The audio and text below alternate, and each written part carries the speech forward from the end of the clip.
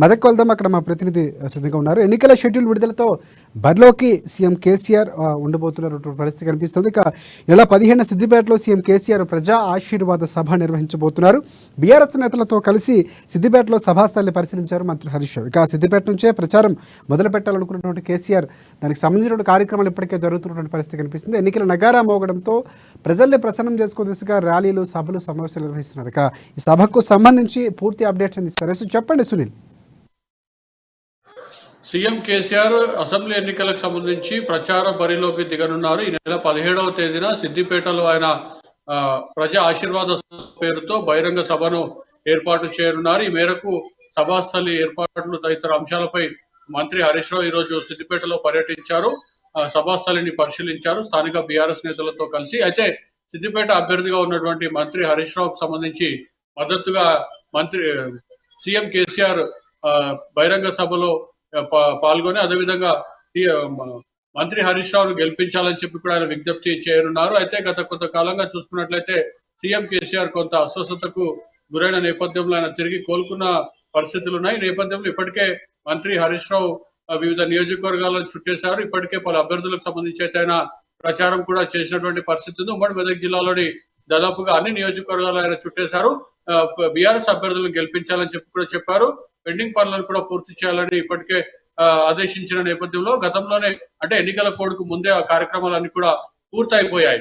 ఈ నేపథ్యంలో అసెంబ్లీకి సంబంధించి ఎన్నికలకు సంబంధించి కోడ్ వచ్చిన నేపథ్యంలో ప్రచార బరిలోకి దిగనున్నారు సీఎం కేసీఆర్. అదేవిధంగా అభ్యర్థుల గెలుపుకు BRS party chief CM KCR ఇప్పటికే వ్యూహరచనలు చేశారు. అదేవిధంగా రాబోయే ఎన్నికలకు సంబంధించి మేనిఫెస్టో పార్టీలో కూడా సీఎం కేసీఆర్ బిజీగా ఉన్నారని చెప్పిన మనకు సమాచారం అందుతుంది. అయితే కాంగ్రెస్ ప్రకటించినటువంటి 6 పథకాలకు సంబంధించి వాటన్నింటినీ కూడా బీట్ చేస్తూ సీఎం కేసీఆర్ మరొకసారి మేనిఫెస్టోను విడుదల చేసేందుకు కూడా సిద్ధమవుతున్న నేపథ్యం ఉంది. అయితే వీటన్నిటిని పోలుస్తూ సీఎం కేసీఆర్ కూడా సిద్దిపేటలో బహిరంగ సభని నెల 17వ తేదీన నిర్వహించనున్నారు. అయితే సభకు సంబంధించి అయితే భారీ ఎత్తున జన సమీకరణతో పాటు బీఆర్ఎస్ నేతలకు కూడా ఇప్పటికే వివిధ అంశాలపై సీఎం మంత్రి హరీష్ రావు వారంతా కూడా సమావేశం అయ్యారు. సభ విజయవంతంకు సంబంధించి ప్రత్యేక చర్యలు తీసుకోవాలని చెప్పి కూడా ఇప్పటికే ఆదేశించారు. ఈ రోజు ఆయన సభాస్థలికి సంబంధించి కూడా బీఆర్ఎస్ నాయకులు, కార్యకర్తలతో కూడా కలిసి పర్యటించారు. అయితే 17వ తేదీన జరగబోయే సభను ఎట్టి పరిస్థితుల్లో విజయవంతం చేయాలని చెప్పి కూడా బీఆర్ఎస్ కార్యకర్తల నాయకులు సంకల్పం పూర్ణట్టుగా కూడా మనకు తెలుస్తున్నటువంటి పరిస్థితి ఉంది.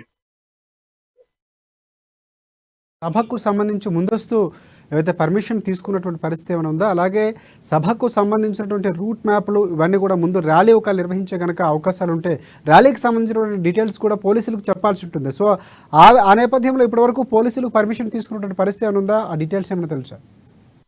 అయితే సభాస్థలికి సంబంధించి ఒక సిద్దిపేటలో 2-3 సభాస్థలిలను కూడా పరిశీలించడం జరిగింది. అయితే ఎక్కడైతే వారు సభను నిర్వహించాలని చెప్పి కూడా వారు సభాస్థలి ఏదైతే కన్ఫర్మ్ అవుతుందో ఆ తర్వాత పోలీసు అధికారులకు వారు అందరూ కూడా బీఆర్ఎస్ నేతలు పర్మిషన్, అదేవిధంగా సభకు సంబంధించినటువంటి ఏర్పాట్లకు అన్నిటికీ కూడా వారు దరఖాస్తు చేస్తారు. తదనంతరం పోలీసులు కూడా పరిశీలించాక ఎన్నికల కోడ్ అమలు నేపథ్యంలో వాటన్ని ఎన్నికల నిబంధనలు లోబడి పోలీసులు కూడా అదేవిధంగా ఎన్నికల అధికారులు కూడా సభాస్థలికి సంబంధించి అయితే సభకు సంబంధించి అయితే పర్మిషన్లు అన్నిటి కూడా వారు ఇస్తారు.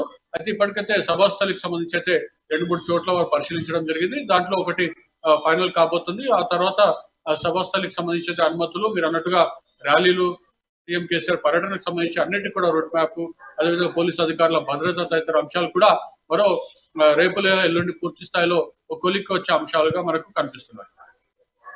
కేసీఆర్కి సెంటిమెంట్గా హుస్నాబాద్ తర్వాత నిర్వహిస్తున్నటువంటి సభగా దాన్ని చెప్పుకోవచ్చు. ఈ నేపథ్యంలో సభకు సంబంధించి జన సమీకరణ ఎలా ఉండబోతుంది? ఏమైనా హామీలు ఇచ్చే అవకాశం ఉందా? మేనిఫెస్టో రూపొందుతున్న నేపథ్యంలో కూడా ఆ ప్రాంతానికి సంబంధించి ప్రత్యేకంగా ఏమైనా వరాలు చల్లు కురిపించే అవకాశం ఏమైనా ఉందా?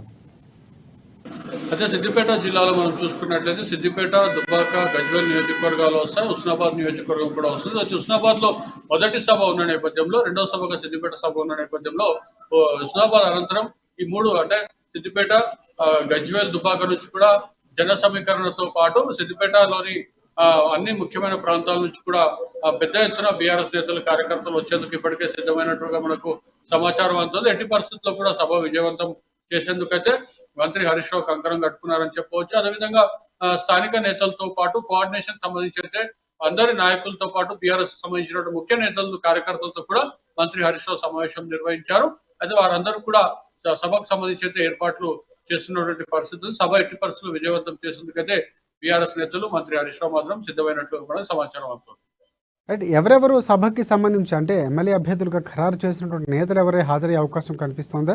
ఇంకోటి అంటే ఎలాంటి హామీలు ఇచ్చే అవకాశం కనిపిస్తుంది అంటే, ఎందుకంటే సిద్దిపేటకు సంబంధించి గతంలో చాలా అభివృద్ధి కార్యక్రమాలు చేశామని చెప్తున్నటువంటి పరిస్థితి కాబట్టి మిగిలిపోయిన పనులకు సంబంధించి కానీ లేకపోతే రాబోయే ఎన్నికల్లో గెలిచిన తర్వాత చేయబోయే కార్యక్రమాలకు సంబంధించినటువంటి డీటెయిల్స్ ఏమైనా చెప్పే అవకాశం ఉందా హామీ పరంగా?